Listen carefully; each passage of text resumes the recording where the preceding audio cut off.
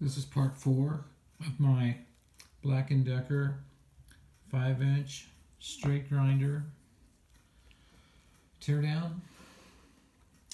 I had to make this spanner wrench, as you've seen from the last video. It worked out great for removing these spanner nuts. There's 2 of them. There's a spring washer in between these 2. These were very tight in this case. It'd been in there for 50 years probably. This bearing that went in here is galded really bad. Can't be reused at all.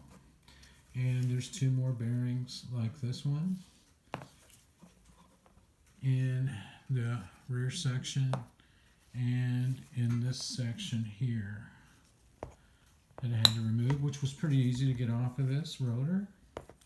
So a little bit of a plastic hammer, and this section came right off.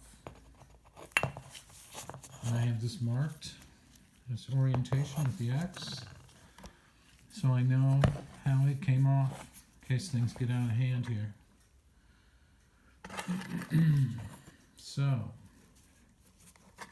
that leaves a bearing down in there, which appears to be okay, but I'm going to attempt to try to use a slide hammer to get that bearing out of there.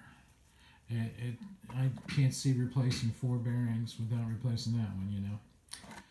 So that's part 4 of my Black & Decker rebuild, teardown, whatever you want to call it, video series. And I'll be back when I get some more parts for this. And I appreciate your time.